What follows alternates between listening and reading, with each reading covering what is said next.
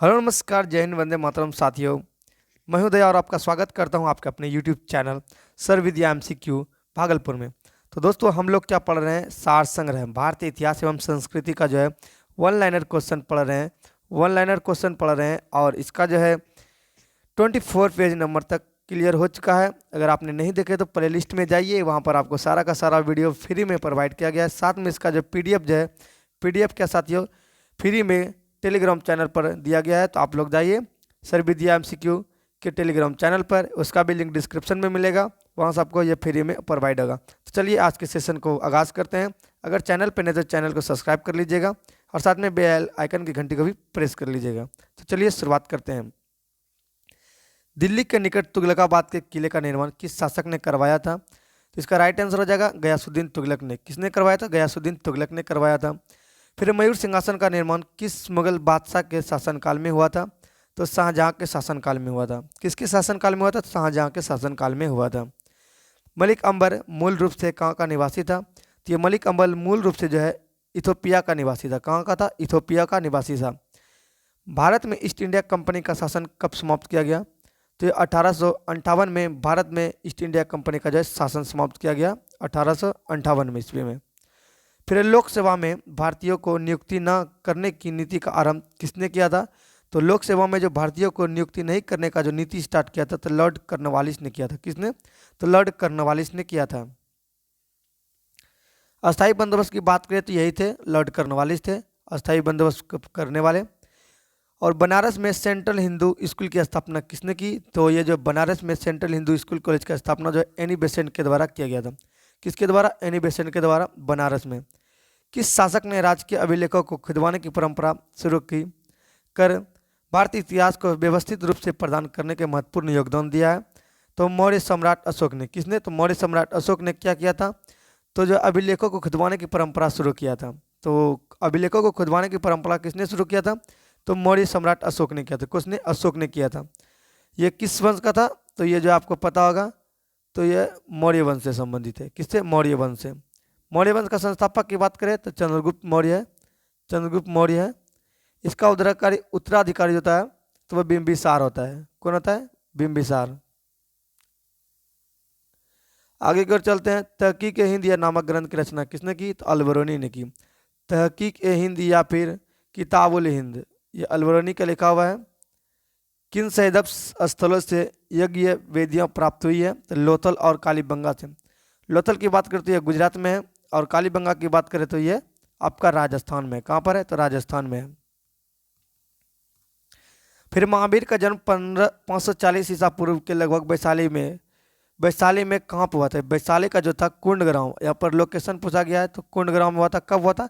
तो 540 ईसा पूर्व में। वही बात करें तो इस जगह अगर बात करते हैं महावीर का, तो इस जगह गौतम बुद्ध का भी जन्म लेते हैं, तो उसका 483 ईसा पूर्व में जन्म हुआ था। फिर पृथ्वीराज चौहान के विरुद्ध मोहम्मद गौरी की सहायता करने के कारण किस शासक को देशद्रोही की संज्ञा दी जाती है? तो कन्नौज के राजा जयचंद थे, जो कि मोहम्मद गौरी को धोखा दिए थे और इसमें किसके साथ जाकर मिल गए थे? तो मोहम्मद गौरी के साथ मिलकर पृथ्वीराज चौहान को धोखा दिए थे। सल्तनत काल के सुल्तान द्वारा बनाई गई मस्जिदों में सबसे पहले कुवत उल इस्लाम मस्जिद का निर्माण किसने करवाया था? तो कुतुबुद्दीन ऐबक ने करवाया था। किसने करवाया था साथियों? तो कुतुबुद्दीन ऐबक ने कुवत उल इस्लाम मस्जिद का निर्माण करवाया था। फिर आगे बढ़ते हैं साथियों। आगे क्या है? किस प्रसिद्ध सूफी संत के जीवन काल में ही एक के बाद एक 7 शासक दिल्ली सल्तनत की गद्दी पर आसीन हुए? तो ये थे निजामुद्दीन औलिया के शासन काल में जो क्या हुए थे? तो जो है जीवन काल में एक साथ शासक कितने एक साथ शासक जो दिल्ली की गद्दी पर आसीन हुए थे। नूरजहां ने अपने प्रभाव से खुद पादशाह बेगम की उपाधि ली और अपने पिता को इमदाद उल दौला की उपाधि प्रदान करवाई। इसके पिता का नाम क्या था? तो मिर्जा गयाब्स बेग। कौन था? मिर्जा गयाब्स बेग था। एमत दौला की उपाधि प्राप्त की थी और उसके पिता को मिर्जा गयाब्स की उपाधि दिलवाई थी। इलाहाबाद की संधि किन दो पक्षों के बीच हुई थी? तो इसमें अंग्रेज एक साइड थे और दूसरे साइड थे शाह आलम द्वितीय के बीच। इलाहाबाद, इसको कैसे याद रखना है? IES। तो IES की संधि, तो इलाहाबाद की संधि ईस्ट और शाह आलम द्वितीय, IES की संधि याद रखना है। फिर है लॉर्ड वेलेस्ली के साथ सबसे पहले सहायक संधि किस राज्य के शासक ने की? तो हैदराबाद के निजाम ने। कौन किए थे? तो हैदराबाद के निजाम के साथ जो है लॉर्ड वेलेस्ली की सबसे पहले सहायक संधि हुई थी। तो हिंदी ये जो यूनानी लेखकों ने चंद्रगुप्त मौर्य के लिए किस नाम का प्रयोग किया था? तो सेंड्रोक्वाटस। ये सेंड्रोक्वाटस तथा एंड्रोक्वाटस ये जो है चंद्रगुप्त मौर्य के लिए जो यूनानी लेखक थे इसने प्रयोग किया था। दिल्ली सल्तनत पर शासन करने वाली एकमात्र महिला रजिया सुल्तान किसकी पुत्री थी? तो इल्तुतमिश की। इल्तुतमिश की पुत्री थी रजिया सुल्तान, जो कि कुतुबुद्दीन ऐबक का जो है ये क्या था? इल्तुतमिश दामाद था। और इल्तुतमिश ने ही जीतल नमक सिक्का जो है बनवाया था। तारिक ए फिरोज शाही की रचना किसने की थी? तो जियाउद्दीन बर्नी ने की थी। तारिक ए फिरोज शाही की रचना किसने की? तो जियाउद्दीन बर्नी ने की। 1570 ईस्वी में लगभग सभी राजपूत राज्यों ने अकबर की अधीनता स्वीकार कर ली, परंतु किस एकमात्र शासक ने अधीनता नहीं? ये मेवाड़ ने। किसने? तो मेवाड़ ने जो है अकबर की ये जो अधीनता स्वीकार नहीं किया था। मराठा राज्य का द्वितीय संस्थापक किसे माना जाता है? तो बाजीराव प्रथम को। मराठा साम्राज्य का द्वितीय संस्थापक बाजीराव को माना जाता है। अवध का अंतिम नवाब कौन था? तो वाजिद अली शाह था। कौन था अंतिम नवाब अवध का? तो वाजिद अली शाह था। आगे की ओर चलते हैं साथियों। चैनल पर नहीं तो चैनल को सब्सक्राइब करना है।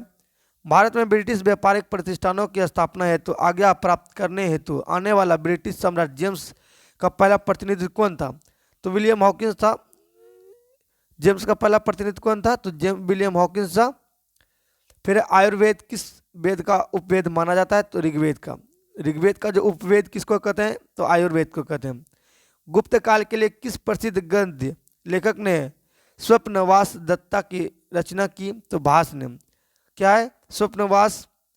स्वप्नवासव दत्ता की रचना किसने किया था? तो भास ने किया था। भास के द्वारा लिखा गया।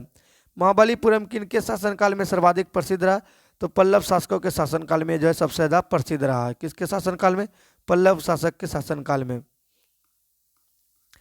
आगे की ओर चलते हैं साथियों।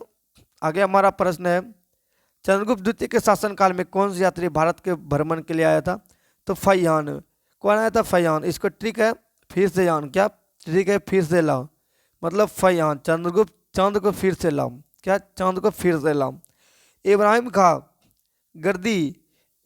गर्दी किस पेशवा का महत्वपूर्ण सैनिक का अधिकारी था? तो बालाजी बाजीराव। किसका? बालाजी बाजीराव का जो अधिकारी था। तैमूर ने किस सुल्तान के शासनकाल में भारत पर आक्रमण किया था? तो नसरुद्दीन मोहम्मद, यानी कि जो तुगलक वंश के शासन थे, तो नसरुद्दीन मोहम्मद इसका राइट आंसर है। फिर नसरुद्दीन किसके शासनकाल में भारत पर आक्रमण किया था? यह मोहम्मद शाह मुगल वंश के शासनकाल में।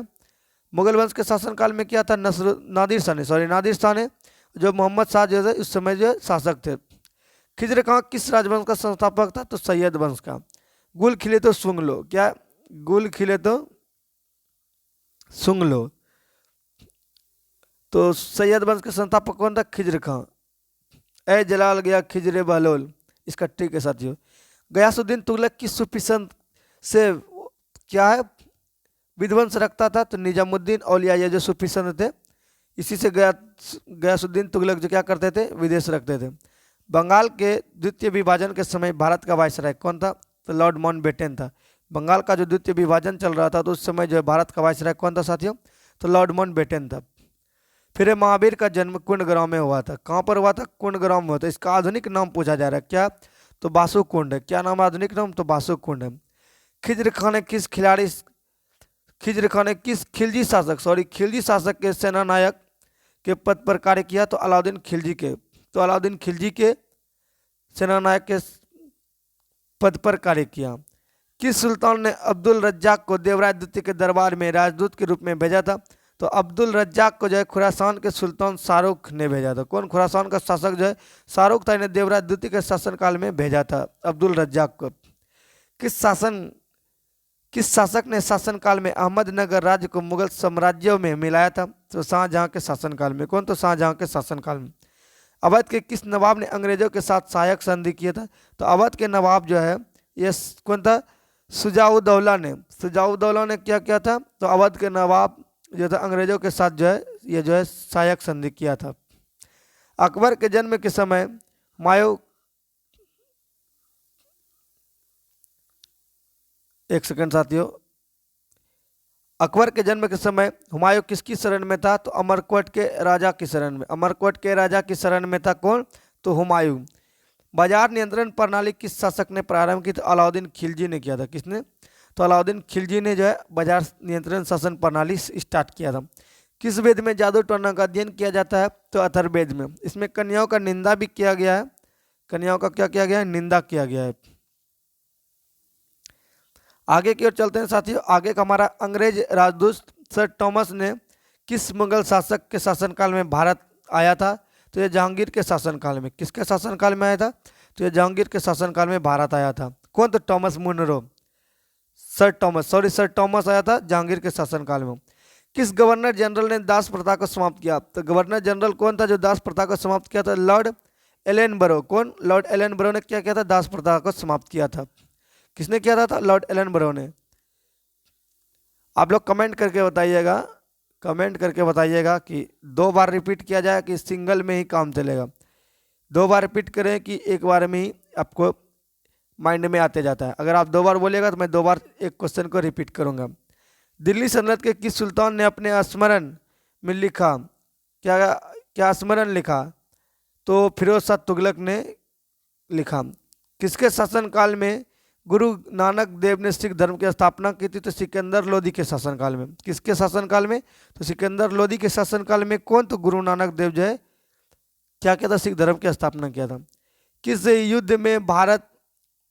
किस युद्ध से भारत में अंग्रेज का शासन दृढ़ता से स्थापित हुआ? तो बक्सर का युद्ध जब हुआ था तो जो है ये जो है अंग्रेज क्या हुआ? दृढ़ता से स्थापित हो गया। ब्राह्मणी लिपि का अर्थ उद्घाटन किसने किया था? ये जो जेम्स प्रिंसेप ने जो है ये जो ब्राह्मी लिपि का अर्थ का जो है उद्घाटन किया था, अर्थ निकाला था जेम्स प्रिंसेप ने। सफलता पाई थी प्राप्त पढ़ने में। महावीर के देहांत के बाद जैन धर्म का आध्यात्मिक नेता कौन बना? तो सुधर्मन। कौन था? सुधर्मन बना था। जब 1833 में राजा राम मोहन राय का निधन हुआ तब ब्रह्म समाज का नेतृत्व किसने संभाला? तो देवेंद्रनाथ टैगोर ने संभाला। किसने संभाला था? तो देवेंद्रनाथ टैगोर ने राजा राम मोहन राय के बाद जय ब्रह्म समाज को संभाला था। एहोल अभिलेख किसकी कृति का विवरण मिलता है? तो पुलकेशिन द्वितीय की कृति का जो है विवरण मिलता है एहोल अभिलेख से। फिर आगे है किस देवी देवता को गायत्री मंत्र में समर्पित? या तो सावित्री को है ऋग्वेद के 3रे मंडल में। कितने में? तो 3रे मंडल में। किस मौर्य शासक के पश्चिम एशिया के शासक सेल्यूकस निकेटर के साथ वैवाहिक संबंध किया? तो चंद्रगुप्त मौर्य ने जो है सेल्यूकस की बेटी जो था कार्नेलिया। कौन? कार्नेलिया इसी से क्या किया था? शादी किया था। किस बौद्ध सन्यासी के प्रभाव में आकर अशोक बौद्ध धर्म का अनुयायी बना था? तो उपगुप्त के प्रभाव में आकर। कौन? उपगुप्त के प्रभाव में आकर जो है बौद्ध सन्यासी उपगुप्त के प्रभाव में आकर कौन था? तो अशोक जो है कौन? बौद्ध धर्म का अनुयायी बना था। किस मुगल सम्राट को उसके सिक्कों पर बांसुरी या बीना बजाते हुए प्रस्तुत किया है? तो समुद्रगुप्त का जो है बीना बजाते हुए सिक्का का जो प्रमाण मिला है। प्रयाग प्रशस्ति जो प्रसिद्ध प्रयोग प्रशस्ति, ये प्रयाग होना चाहिए। प्रसिद्ध प्रयाग प्रशस्ति किसने लिखी थी? तो हरिसेन के द्वारा लिखा गया है। दिल्ली सल्तनत के किस सेनापति ने लूटपाट के लिए भारत में कन्याकुमारी तक आक्रमण किया और उसके शासनकाल में किए? तो मलिक काफूर ने। अलाउद्दीन खिलजी के शासनकाल में। तो अलाउद्दीन खिलजी के शासनकाल में जो है मलिक काफूर ने क्या किए थे? तो भारत में कन्याकुमारी तक आक्रमण किया और लूटपाट किए थे। मलिक काफूर ने किया था अलाउद्दीन खिलजी के शासनकाल में। तो हमारा 25 वन लाइनर जीके जो है यहीं पर कवर होता है। मिलेंगे नेक्स्ट वीडियो में। अगर आप चैनल पर नए तो चैनल को सब्सक्राइब करना है और दोस्तों के साथ शेयर करना है। आपके एक लाइक और एक सब्सक्राइब से हमारा जो है हौसला बुलंद होता है, हमें मोटिवेशनल मिलता है। तो आप लोग सब्सक्राइब जरूर करना है और दोस्तों के साथ शेयर करना है। टेलीग्राम पर इसका PDF और इसके साथ अन्य PDF भी जो है उपलब्ध कराया जाता है, तो आप लोग को टेलीग्राम भी ज्वाइन करना है। मिलेंगे नेक्स्ट वीडियो में, तब तक के लिए जय हिंद, जय भारत, वंदे मातरम।